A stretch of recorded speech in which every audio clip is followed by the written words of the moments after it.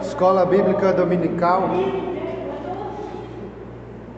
Hoje é 8/3/2026 e a frase do dia é: se você apenas orar e não estudar a Bíblia, você vai se tornar um sentimental que será levado por todo o vento de doutrina, né? Essa é uma frase do Paul Washer. E queria que você abrisse sua Bíblia comigo, Apocalipse capítulo 8. Apocalipse capítulo 8.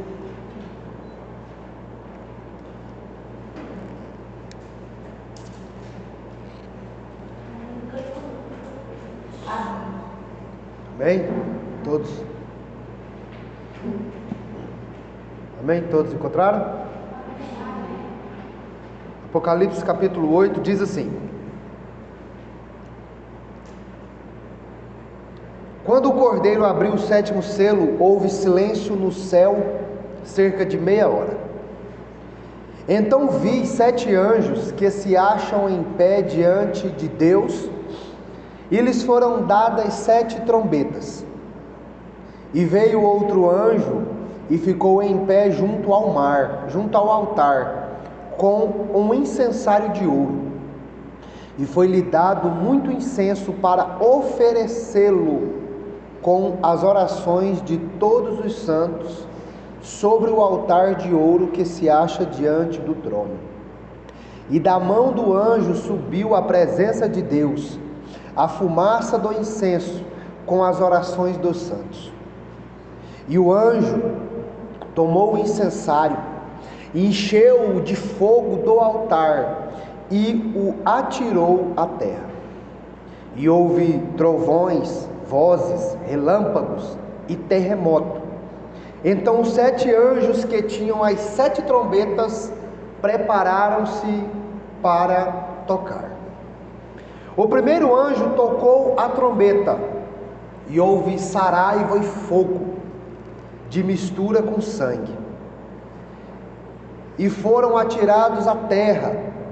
Foi então queimada a 1/3 da terra e das árvores, e também toda a erva verde.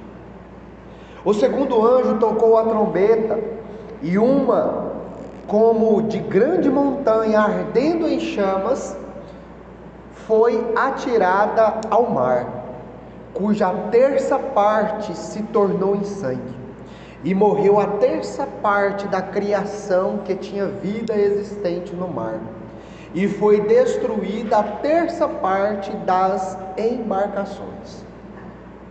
O terceiro anjo tocou a trombeta e caiu do céu a 1/3 parte. O terceiro anjo tocou a trombeta e caiu do céu sobre a 1/3 parte dos rios e sobre as fontes das águas uma grande estrela, ardendo como tocha. O nome dela é Absinto. E a 1/3 parte das águas se tornou em absinto. E muitos dos homens morreram por causa dessas águas, porque se tornaram amargosas. O quarto anjo tocou a trombeta e foi ferida a 1/3 parte do sol, da lua e das estrelas, para que se a 1/3 parte deles escurecesse e a sua 1/3 parte não brilhasse, tanto o dia como também a noite. Então ouvi uma águia que, voando pelo meio do céu, dizia em grande voz: ai, ai, ai, dos que moram na terra, por causa das restantes vozes da trombeta e dos 3 anjos que ainda têm de tocar. Amém?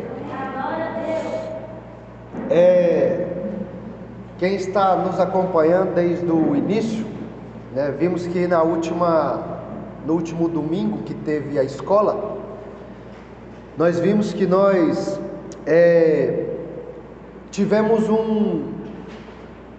uma pausa entre o 6º e o sétimo selo, né? Nós chamamos isso de interlúdio, né? O sexto selo termina com a volta de Jesus, né? Se apresenta diante de toda a humanidade, né? E o final do verso 17 fica-se a pergunta, né? Quem é que pode suster, né? Ou quem é que pode resistir, né? À vinda do Senhor, né? Quem pode resistir à ira de Deus, né? E aí nós vimos que o capítulo 7, João tem a visão do povo de Deus, né? Os 144 mil selados, né? Que nós vimos que isso tudo é simbólico, né? Mas João tem a visão desse povo de Deus para mostrar que nem tudo estava perdido, né? Nós vimos que a igreja, ela estava de branco, ela estava diante do trono. Nós vimos que o final, né, o final do versículo do capítulo 7, o verso 17, né, diz que Deus vai enxugar, né, todas as lágrimas de todos os olhos, né? Então dá-se início ao último selo, né? O último selo, ele vai dar uma outra sequência de 7, né? Que agora nós vimos os 7 selos, e agora nós vamos ver as 7 trombetas, né? E a introdução aqui do nosso estudo diz assim: os selos falam do sofrimento da igreja perseguida pelo mundo, no capítulo 6, verso 9. As trombetas falam do sofrimento do mundo incrédulo, em virtude das orações da igreja.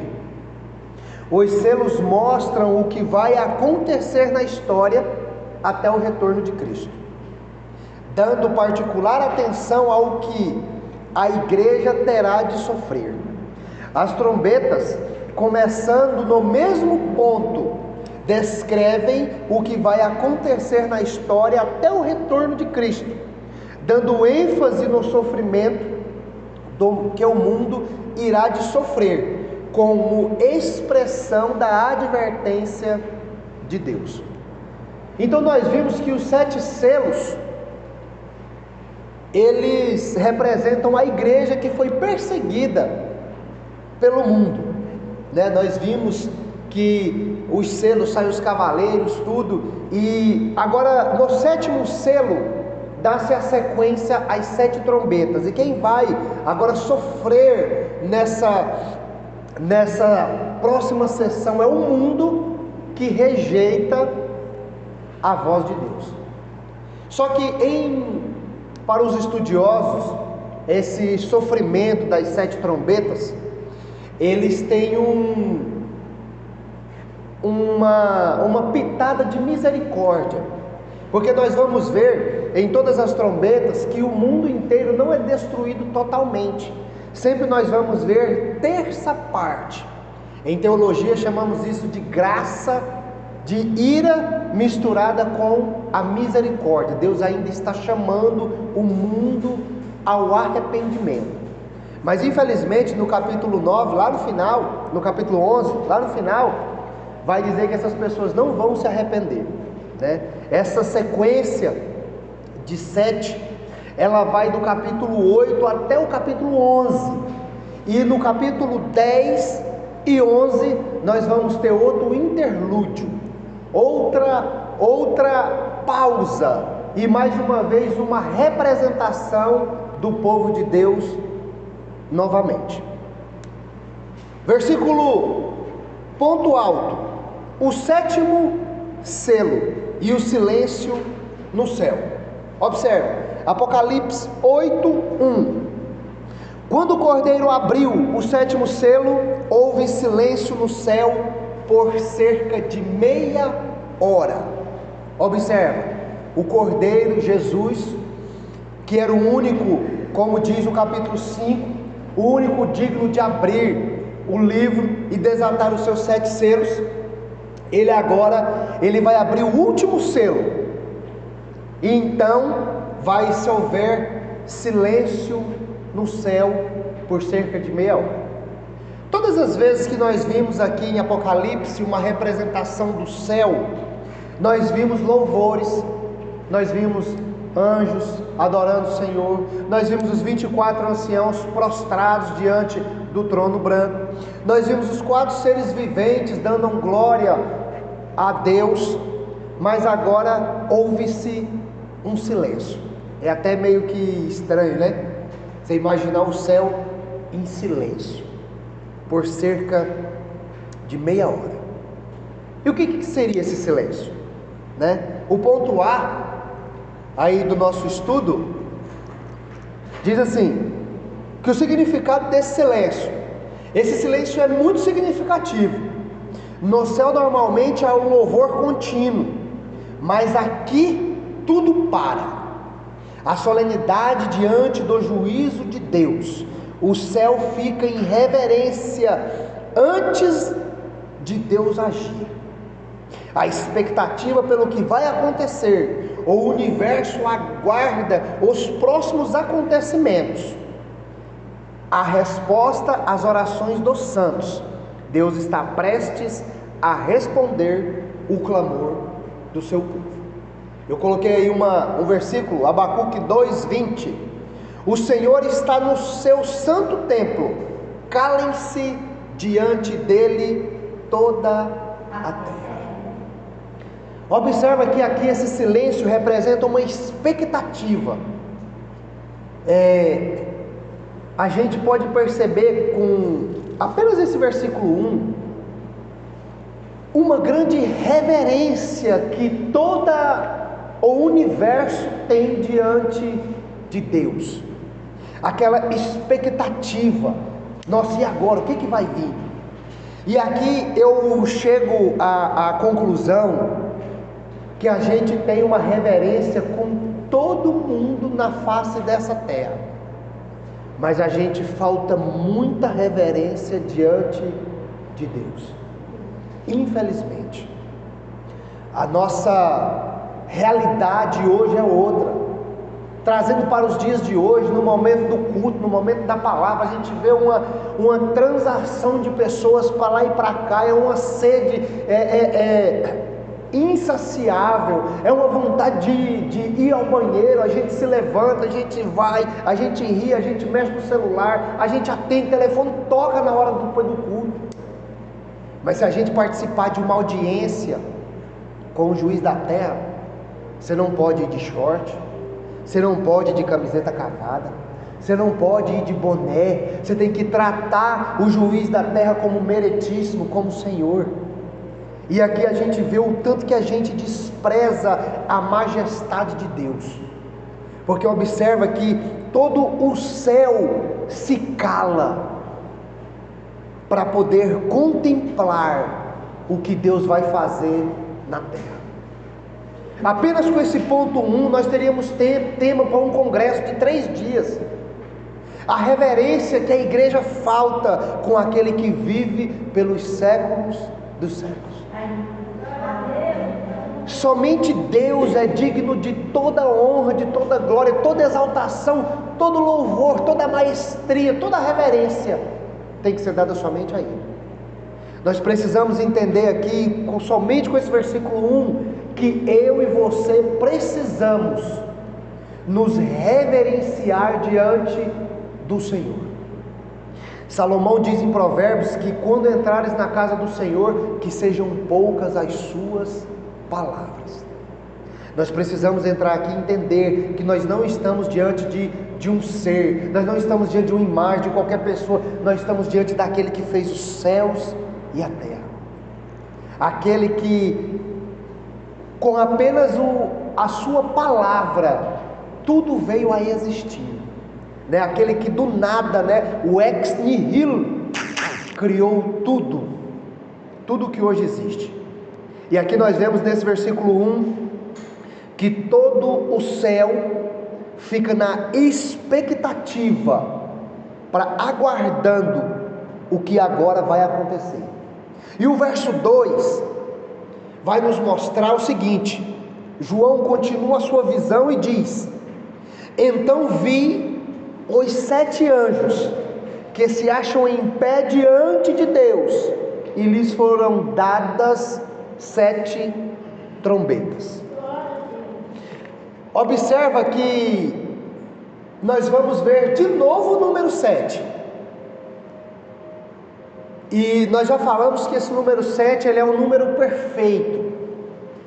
João ele consegue ver 7 anjos diante do trono, e agora esses anjos estão cada um com 7 trombetas. Trombetas no passado, eles eram um instrumento, até hoje, né? Hoje a gente não usa mais uma trombeta, a gente usa algo semelhante, né? A gente usa aquelas buzinas, né? Existem alarmes, né? Por exemplo, o alarme da igreja tocou hoje, e aquilo representa algo aos nossos ouvidos, né? Nós sabemos que a igreja foi aberta, o alarme não foi desativado e o alarme tocou, né? E nós sabemos que o alarme de uma casa, quando ele toca, ele está querendo mostrar que alguém entrou, né? Ele é um meio de antifurto. Nós ouvimos a buzina de um carro, e quando a buzina de um carro toca, quer dizer algo. Mas o carro está vindo. Às vezes o carro vai bater, às vezes alguém vai dar ré e não viu o carro que está atrás, o carro de trás buzina indicando: eu estou aqui. Da mesma forma são as trombetas. Deus soa as suas trombetas no decorrer da humanidade, avisando a humanidade de que Ele está voltando. Essa que é o significado das trombetas. Só que essas trombetas, quando tocam, algo acontece na terra. E nós podemos entender, Apocalipse capítulo 2, João vê os seus 7 anjos, e o que isso significa? Olha só, João ele vê os 7 anjos com as 7 trombetas, e foram em pé diante do trono, no verso 2. E todos eles foram dadas 7 trombetas. Então isso indica que os anjos vão começar a tocar. O verso 3, ele veio outro anjo e ficou em pé junto ao altar com um incensário de ouro, e foi-lhes dado muito incenso para oferecê-lo com as orações dos santos sobre o altar de ouro que se acha diante do trono. Observa que João ele vê um outro anjo carregando um incensário. Incensário, ele era um objeto que se colocava perfume na época do sacrifício.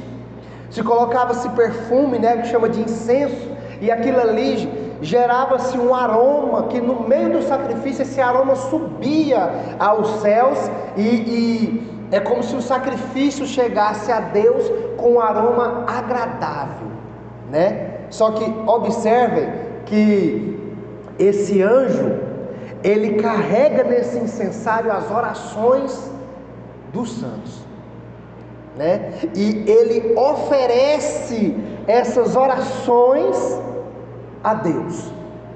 E o que é que nós podemos aprender com isso? Nosso estudo diz o seguinte: o que isso significa? Mostra que Deus ouve as orações do seu povo. Primeiro ponto. Às vezes você pensa que orar é desnecessário, mas aqui nos mostra que Deus ouve as nossas orações. Segundo ponto, as orações chegam até o trono de Deus. Então observa que Deus ouve as nossas orações, e as nossas orações chegam até Ele. E o terceiro ponto, o juízo que virá também é a resposta do clamor dos santos perseguidos. Nós precisamos tomar muito cuidado aqui, porque as orações dos santos perseguidos não quer dizer que Deus, os santos que são perseguidos, não quer dizer que eles oram para que Deus faça o mal àqueles que vos perseguem. Mas esses santos, nós como santos devemos orar para Deus fazer a sua justiça. Jesus disse: bem-aventurados que têm fome e sede de justiça, porque eles serão saciados. Essa fome e sede de justiça, quando eu li a primeira vez, eu achava que eu tinha que pedir para Deus castigar alguém. Mas essa expressão no original é você ter fome e sede de Deus, porque somente Deus é justo. O salmista diz que a base do seu trono é justiça. Deus, Ele é justo, somente Ele é justo. Então nós como cristãos precisamos orar para Deus fazer a sua justiça. E a justiça de Deus não só condena, a justiça de Deus não só castiga, mas a justiça de Deus também perdoa. A justiça de Deus também liberta. A gente tem uma ideia de justiça, né? Porque a gente vê a justiça da terra, ela procura culpar aquele que é culpado. Mas a justiça de Deus, ela procura inocentar aquele que é culpado. É na contramão da justiça humana. Mas observa que João aqui vê que Deus responde às orações. Olha só, versículo 4: e da mão do anjo subiu à presença de Deus a fumaça do incenso com as orações dos santos.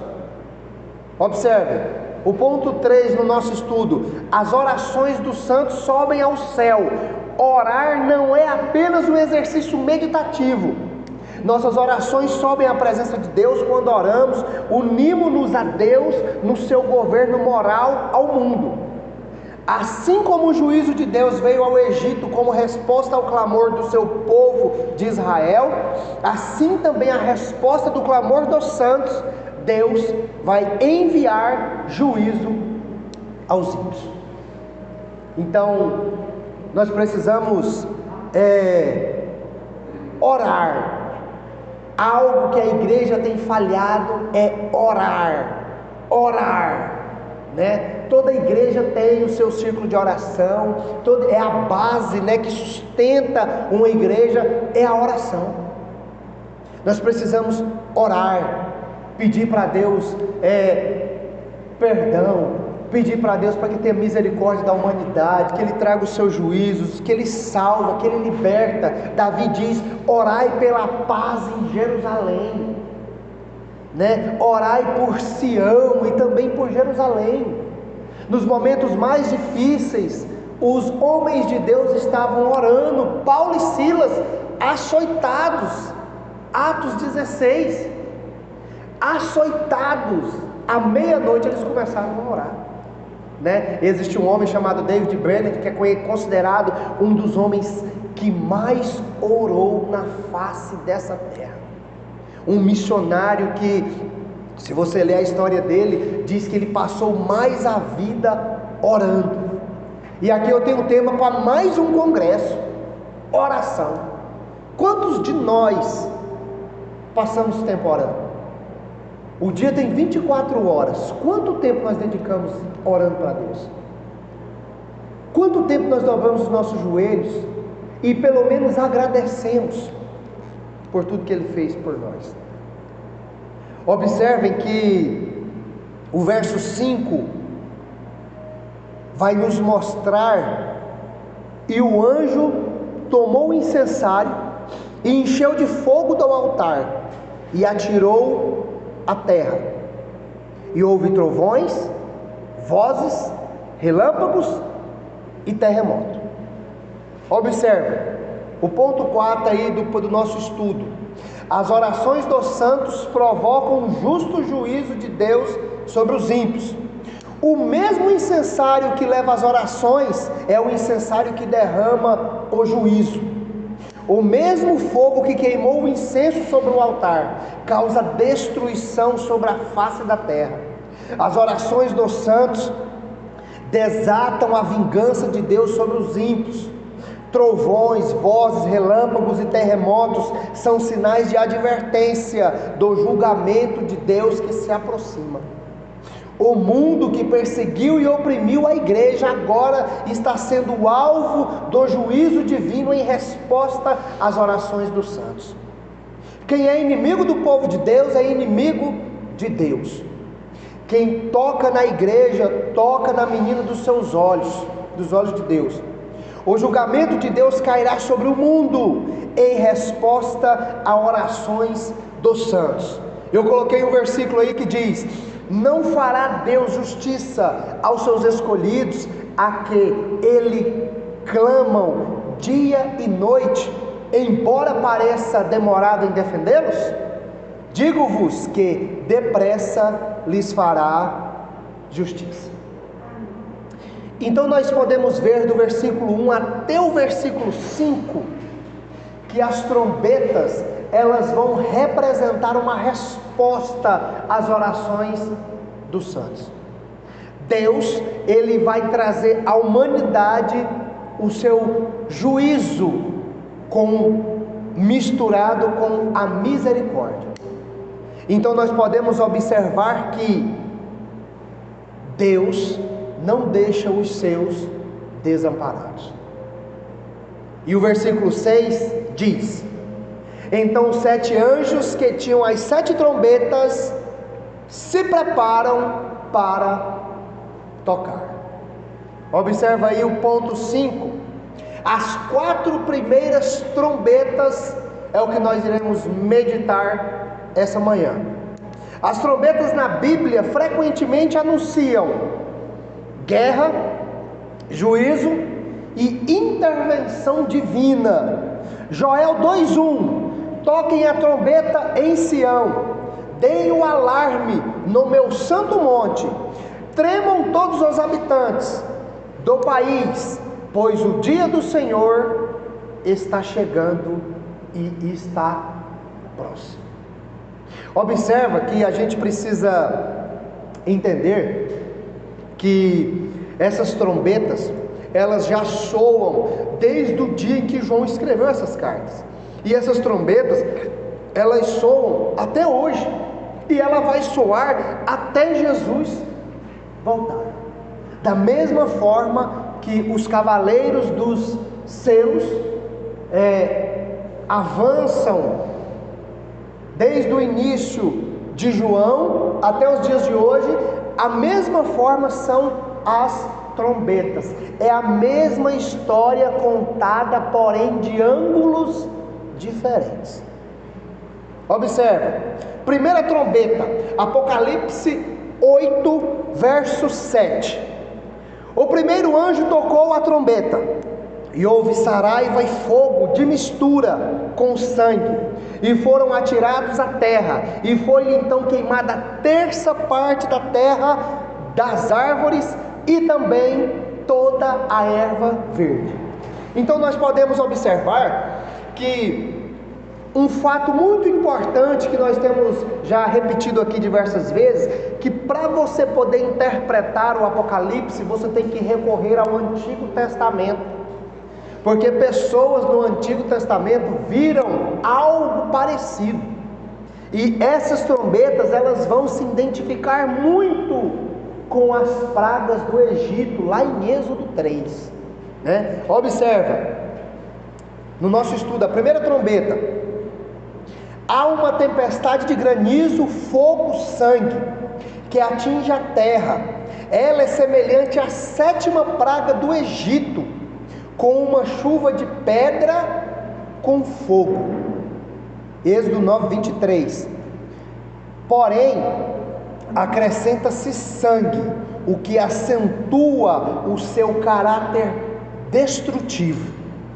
Nessa forma simbólica, o livro do Apocalipse, bem como todas as escrituras, nos diz que calamidades tais como os terremotos, vulcões, inundações, sobre a mão de Deus, e são parte do seu método de castigar o pecado, de anunciar ao mundo que ele não pode perseguir o seu povo impunemente. Ele é o Senhor que exerce a punição por tais atos.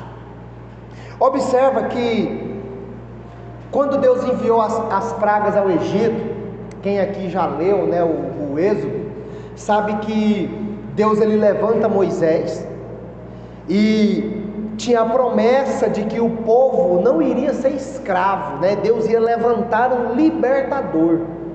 E Deus usa Moisés para que ele possa ser esse guia, esse homem que consiga libertar o povo de Israel. Deus usa ele para que ele seja o libertador. E só que quando Moisés vai até o faraó recusa por diversas vezes. E a cada recusa de Faraó, Deus manda um sinal do céu. E essa chuva, né, ela foi uma chuva de pedras com fogo que destruiu parte da plantação. Então, ou seja, o Egito, ele vivia da agricultura e ele sofreu com essa perda de alimentos. Da mesma forma é aqui a primeira trombeta. Uma terça parte das árvores da terra, né, todas são queimadas, né? Isso aqui dá uma ideia ao desmatamento que acontece no mundo, né? Quantas e quantas o homem destrói a natureza, né? O homem destrói, acaba com tudo aquilo que Deus criou, né? E existe aí o meio ambiente, existe o IBAMA, existem meios, né? Governos, né? Implantam pessoas, né? Programas para que possa diminuir o desmatamento, mas a gente vê que o desmatamento acontece, o aquecimento global aumenta, né? Indústrias são construídas, né? E a indústria, ela tem que jogar, né, os seus resíduos fora, né? E isso tudo é jogado na natureza. Aqui seria uma ideia de um desmatamento, né, incomum, fora do normal que João aqui está vendo. E na época de João era muito importante também a agricultura, né? Então nós vemos também que isso nos afeta hoje, né? Quantas e quantas pessoas, como a gente vê que cada vez chove menos. Se chove menos, as plantações morrem, nascem um produto de não com muita qualidade, né? O ponto B, o significado é que o Senhor está reinando, afligirá os perseguidores da sua igreja, desde a primeira até a segunda vinda, com vários desastres que sucederão na terra. Esses eventos não podem ser datados, mas o espaço de habitação das pessoas e seu alimento são durante atingidos. Esses desastres foram atirados à terra. Esses desastres são controlados no céu, são enviados por aquele que está no trono. Todas as coisas acontecem sob um total controle de Deus. A destruição ainda não é parcial, é apenas um prelúdio do fim.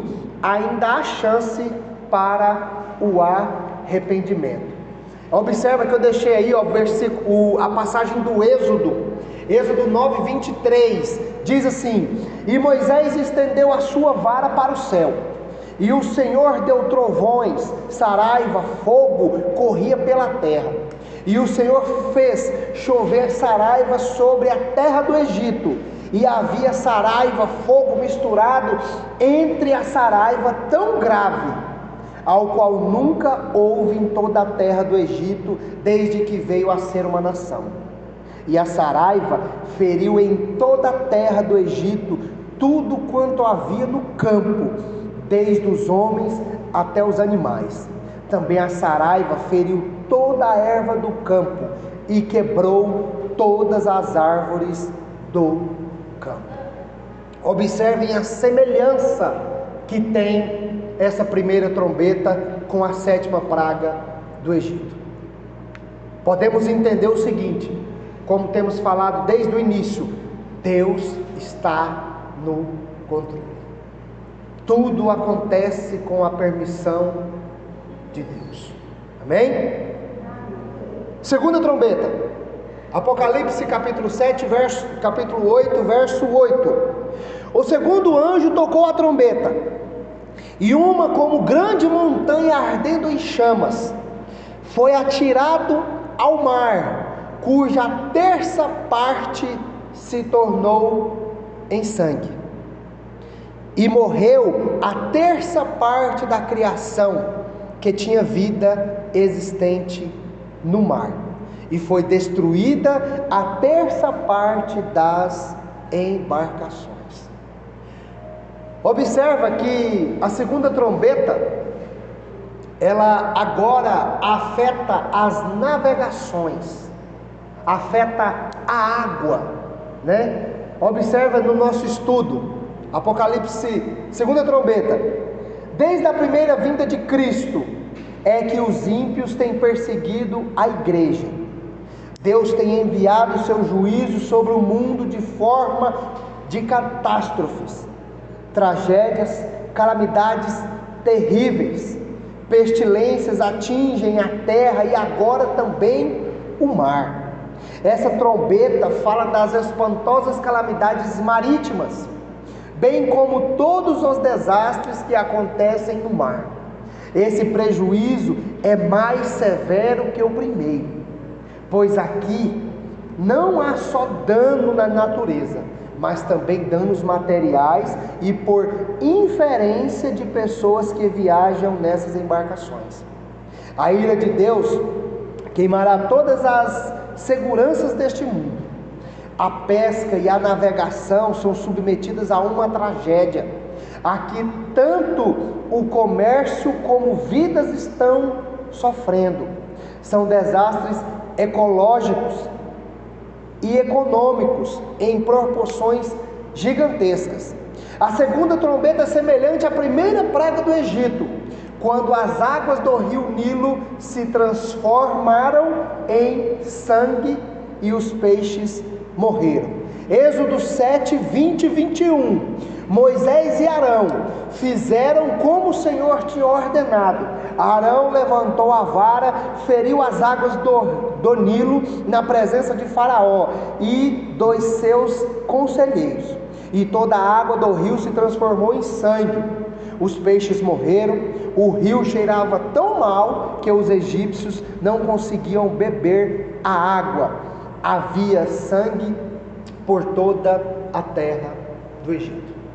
Mais uma vez nós vamos falar sobre crise financeira. O mundo inteiro está em crise, né? Essa que é a verdade. Acontece guerra, acontece o que for, o mundo inteiro ele entra em crise. E essa trombeta nós vemos que atacam a navegação. Na época de João era o veículo para tudo, para empresários, para viajantes, né? Não se tinha avião, né? Era o meio de condução, era a navegação, se vivia da pesca, né? Muitos, inclusive os discípulos de Jesus, alguns eram pescadores. E nós vemos aqui que a segunda trombeta, ela ataca toda a criação, uma terça parte do mar. As águas se tornam em sangue, não tem como beber, né? Um grande medo, né, de toda a humanidade é que no século 21 vai haver falta de água. Nós vemos que os rios são poluídos, nós vemos que os animais morrem, né, pela poluição. Nós vemos também uma resposta do mar. Quantas e quantas vezes nós vemos a natureza agir, tempestade, tufão, que morre, tomba barco, some tudo, né? Um fato bem conhecido, né, que todo mundo conhece, é o Titanic. O dono do Titanic, quando criou ele, disse que nem Deus afundava o seu navio. E nós vemos que é o maior naufrágio da história da humanidade.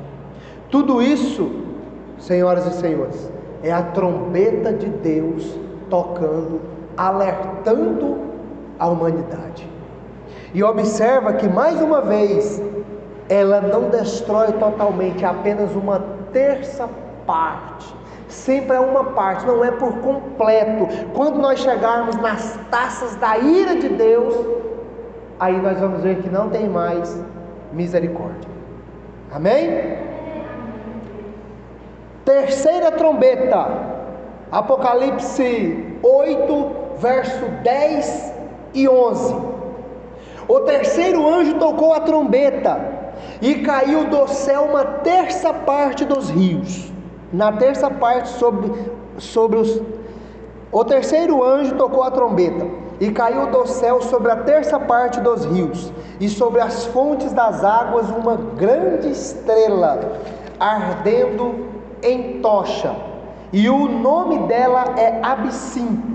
E a terça parte das águas se tornou em absinto, e muitos dos homens morreram por causa dessas águas, porque se tornaram amargosas. A terceira trombeta no nosso estudo diz: o juízo agora é que a água doce é transformada em água amargosa. Ao contrário do que aconteceu em Mara, as bênçãos se tornam maldição. Deus faz sua criação retroceder. Deus ataca a água potável. Estima-se que o maior problema do século 21 não seja a falta de energia, nem de petróleo, mas de água potável. Os recursos naturais estarão em colapso. Pragas têm visitado o mundo, doenças têm provindo de rios e fontes poluídas, as inundações têm ocorrido, as pessoas têm sido destruídas nesse castigo divino, que são a vara da ira de Deus contra um mundo hostil à sua igreja. Mas o que significa a palavra absinto?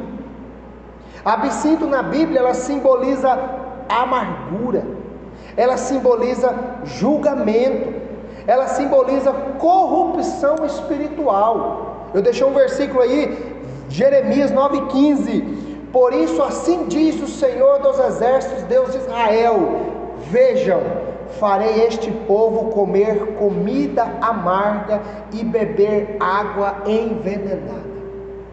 Observa que, como já foi dito, um dos grandes problemas nossos é a falta de água potável. Estudos já estão sendo iniciados para tentar reaproveitar, tirar o sal da água do mar. Se você fazer um estudo geográfico, eu lembro quando eu estudava, minha época de escola, eu lembro que o professor falava que o mundo inteiro era 97% de água salgada e 3% apenas de água doce. Aqui João está vendo que as águas ficarão inconsumíveis, como aconteceu no Egito. As águas se transformaram em sangue, o sangue fede, os peixes morreram, os egípcios não tinham como beber água. A água é o único elemento na vida que traz a vida. Você aguenta vários e vários dias sem comer, mas você não fica nem 3 dias sem tomar água. Então observa que João aqui está descrevendo uma grande falta de água pura na humanidade. E não é o que acontece hoje. Como eu disse, as indústrias jogam todos os seus resíduos nos rios, né? O nosso resíduo, tudo aquilo que a gente consome, que vai para o esgoto, aquilo ali vai parar em um rio. É tratado parcialmente, mas não volta para a natureza da mesma forma que saiu. A quarta e última trombeta, Apocalipse capítulo 8, verso 12.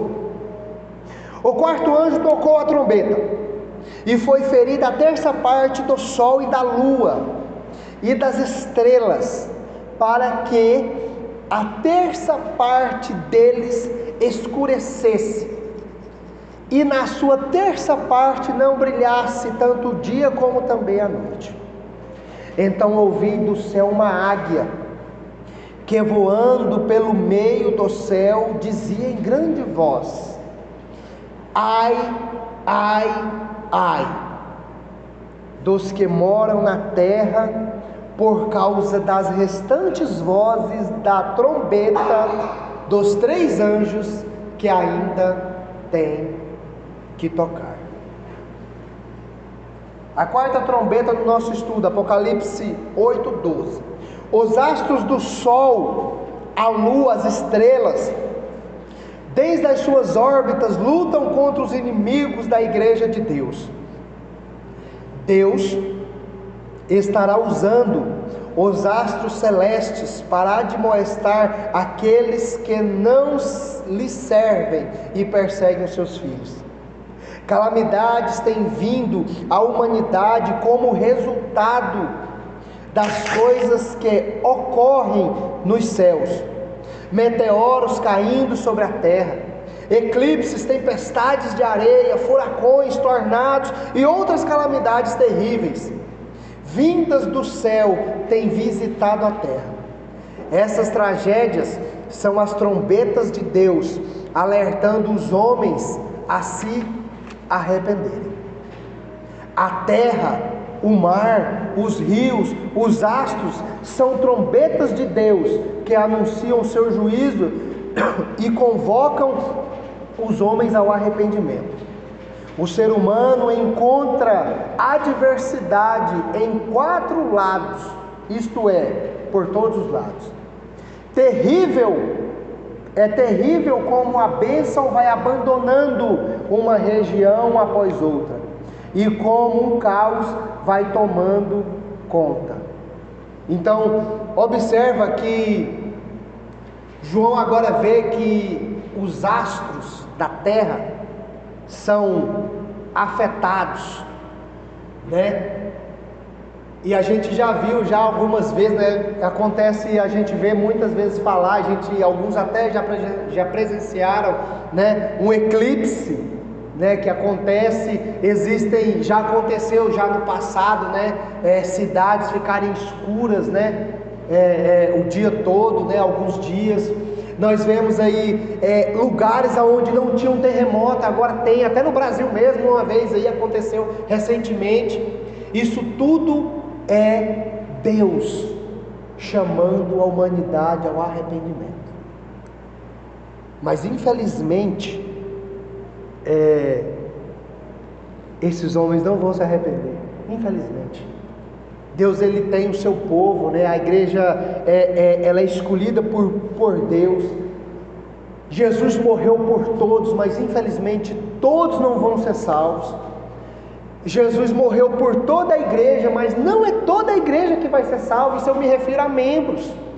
Claro que Deus tem a sua igreja verdadeira, Deus tem o seu povo fiel, mas nem todo mundo que está dentro desse templo, desse salão, como vai ter hoje à noite, nem todos serão salvos, infelizmente, né? Então, voltando lá no Egito, quando Deus manda Moisés tirar o povo da escravidão de Faraó, a gente pode ver no final que nem todos entram na terra, mas ele mandou pela misericórdia. Sim. Assim acontece conosco, no dia de hoje. Deus, ele tem a promessa sobre as nossas vidas, mas a decisão é nossa. A promessa da saída do Egito, a caminhada, a senhora vai saber que ela tinha que durar 40 dias e 40 noites. Dava para todo mundo que saiu chegar a tempo, né? Essa era a promessa, que todos saíram. Mas no decorrer do caminho, o povo que estava alegre com a liberdade queria voltar à escravidão. E o trajeto, que era 40 dias e 40 noites, durou 40 anos. E somente 2 pessoas entraram. E isso nos ensina o quê? Deus, ele tem promessa para todos nós, mas a decisão ela é nossa, né? Ela é nossa, infelizmente. Acho que é Jeremias 18, diz que Deus sonda os corações e os prova, para provar para nós mesmos quem nós realmente somos.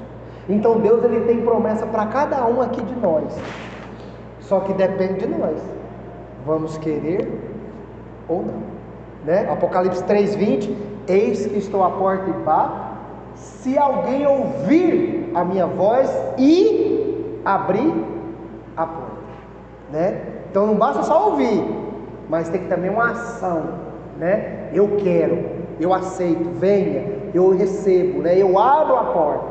Então a promessa de Deus, ela é para todos nós, mas nem todos nós vamos querer, né? Tem uma passagem também, acho que é, eu não sei se é Êxodo ou se é Josué, eu acho que é Êxodo, quando Deus fala assim, ó, eis que coloco entre vocês a vida e a morte, porém escolham a vida. Justamente. Justamente. A palavra arrependimento, a gente se resume hoje para nós é tão simples no nosso meio assim, falar, não, hoje eu sirvo Jesus. É tão simples essa palavra, né? Hoje eu sigo Jesus. É tão simples, mas esse eu sigo Jesus tem um fundamento muito forte, porque a partir do momento que você fala assim, eu sigo Jesus, você está dizendo que você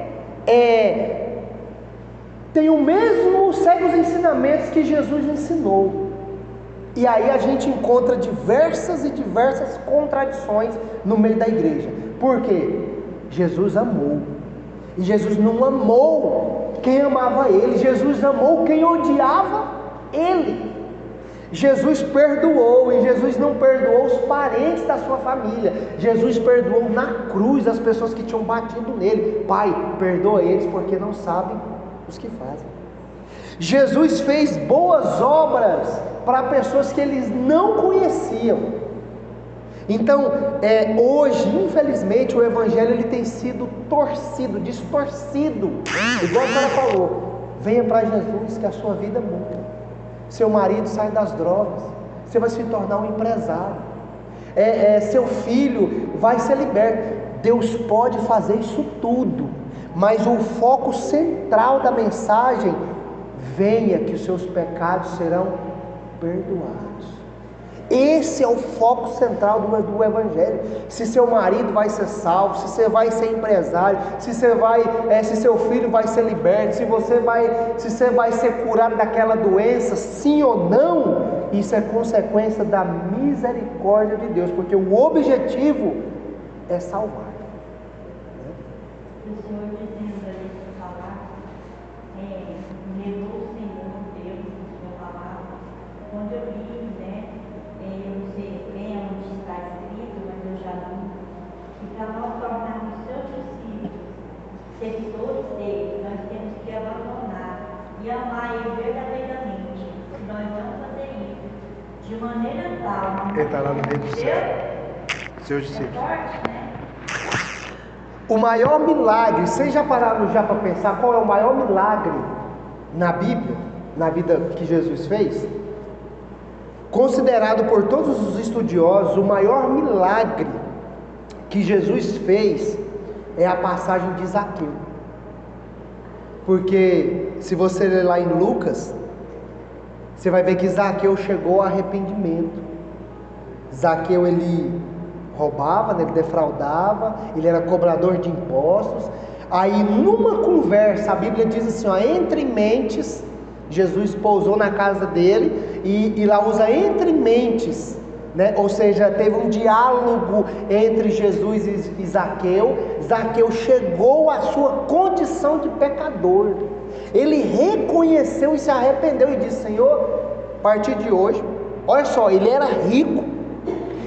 O Evangelho de Lucas diz que ele vendeu a metade dos seus bens, distribuiu aos pobres. Isso é uma loucura aos olhos humanos.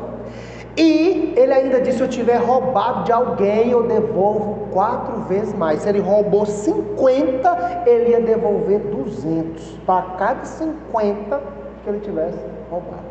Isso é o verdadeiro arrependimento. A pessoa chega à condição de quem ela é. Ela chega à condição ao qual ela é.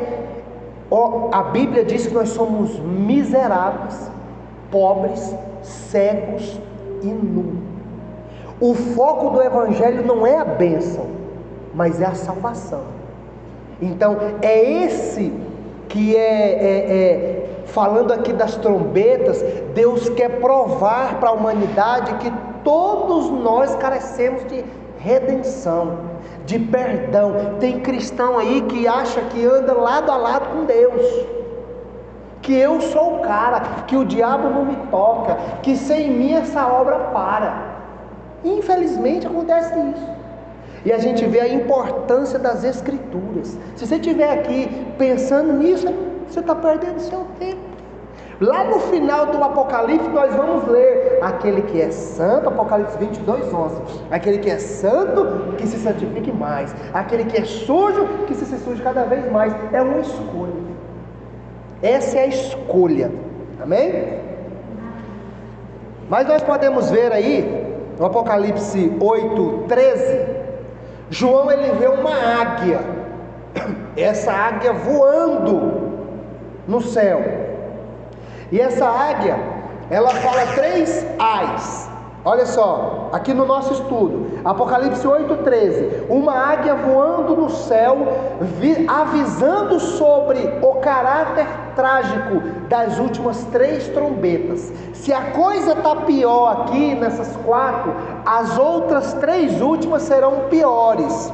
Observa: João vê e ouve uma águia predizendo as calamidades mais terríveis que sobrevirão aos homens como resultado das últimas 3 trombetas.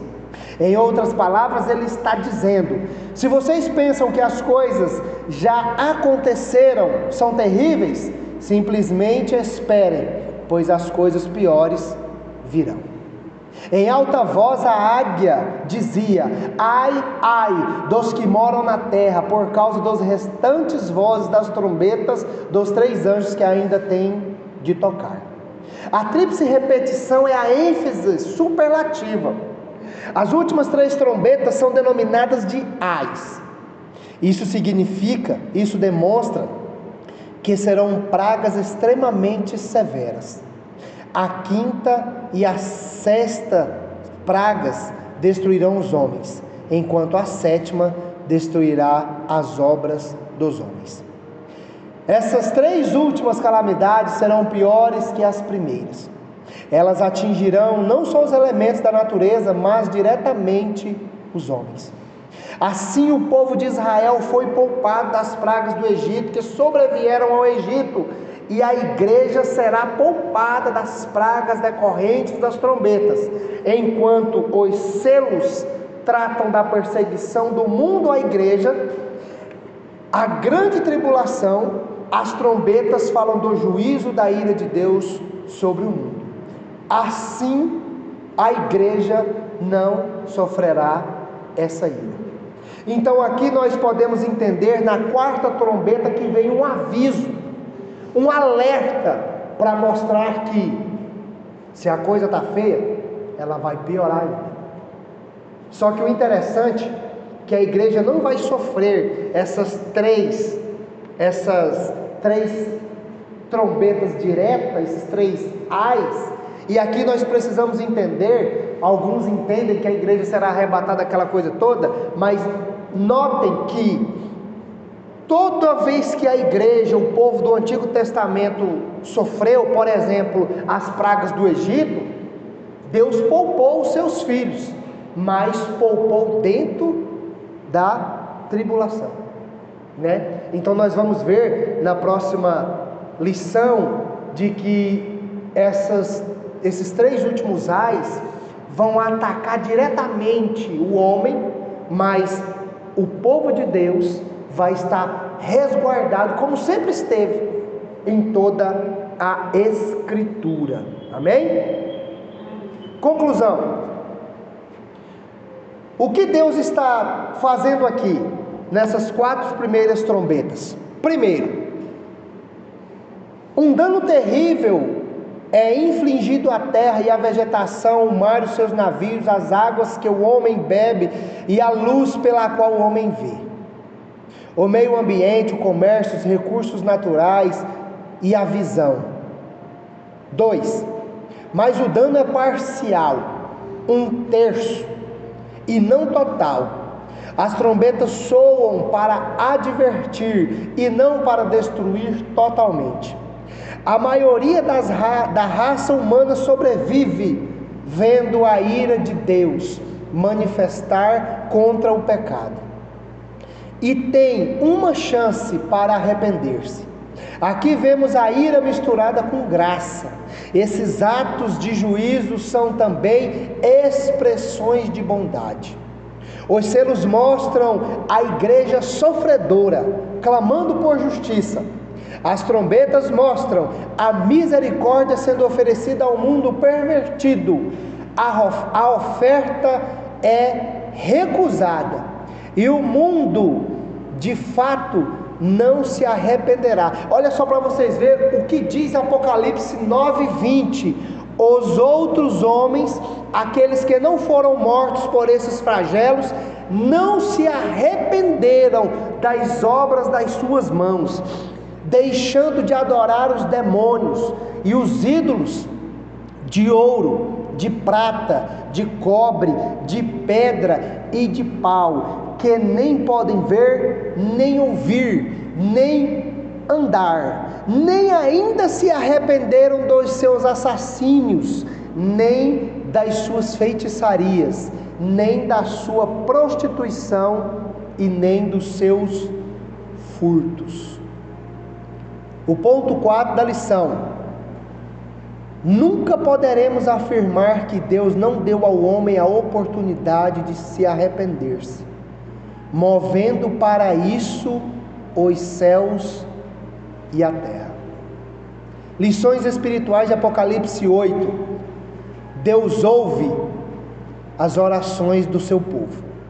Nenhuma oração será esquecida. O juízo de Deus é progressivo. Primeiro vem as advertências, depois o juízo maior. Deus tem o controle da criação. Natureza, céu e terra estão sob sua autoridade. O objetivo do juízo é chamar o arrependimento. E essa frase final aí foi autoria minha, viu? Mas ainda não terminou. Que nós possamos essa manhã nos render graças e entender que Deus é soberano sobre toda a terra, que tudo está sob o seu controle, que todos os seus preceitos, todos os seus juízos, todos os seus caminhos, toda a sua mente, todos os seus pensamentos são perfeitos, são insondáveis, são inexplicáveis. Deus era, Deus é e Deus há de vir. Ele é soberano sobre toda a terra e exaltado seja por todos sempre. Amém? Queria que vocês se colocassem. Alguém tem alguma pergunta? Hoje não temos perguntinhas, então vocês não vão ganhar o Pix do pastor, amém? Se não tem nenhuma pergunta, queria que todos se colocassem de pé. Dizer que às 16 horas, 18 horas, aguardaremos todos para o nosso culto público. E toda honra, toda glória, todo louvor seja dado somente a